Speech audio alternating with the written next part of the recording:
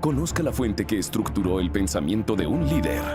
Segunda temporada en YouTube. Los libros que cambiaron mi vida. José Bobadilla Campus Virtual. Suscríbete. Señores, los seres humanos nos revolucionamos personalmente de la misma manera como la cultura y la historia se revolucionó.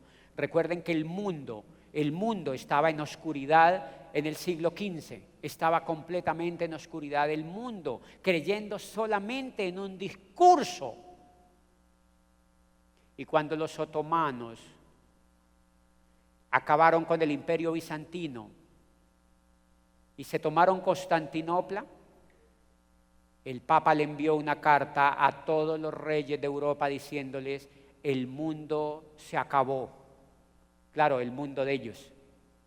Porque los otomanos abrieron el mundo, hijo de la chingada, o sea, los otomanos, abrieron el mundo los otomanos de oriente a occidente.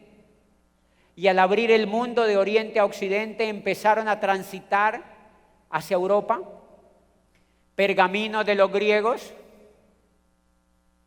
que contaban la forma del arte, de la escritura y de la literatura de los griegos, y empezaban a contarle a Occidente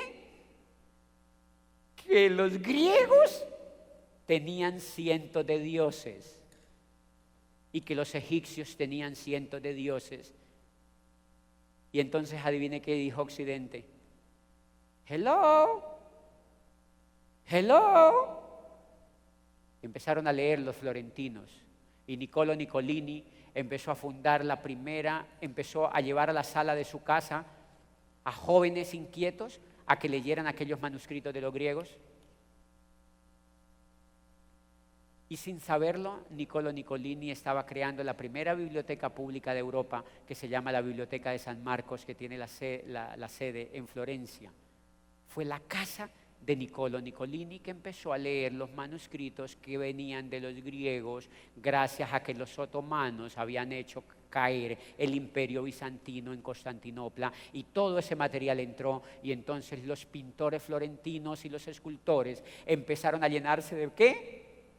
De pasión. Empezaron a llenarse de pasión, y un jovencito que había botado por allí en la calle, que se llamaba Leonardo, que había nacido en un pueblo polvoriento, que era hijo de una campesina, que se había ennoviado con un notario, y que era literalmente un bastardo.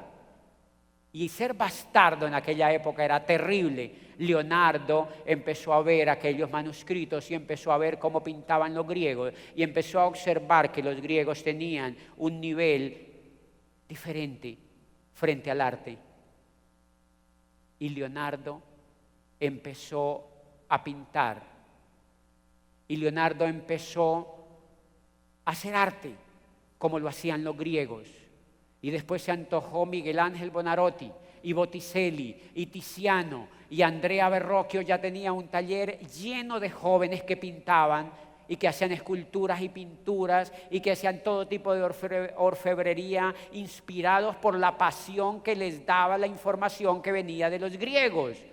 Y a partir de ahí el mundo jamás volvió a ser igual, porque empezó a revolucionarse y el mundo se empezó a apasionar y se empezó a apasionar y se empezó a apasionar, y empezó la espuma a crecer y empezó la espuma a crecer hasta que llegaron en el finales del siglo XVII, y se empezó a calentar la atmósfera hasta que Francia se calentó tanto que derribó la monarquía.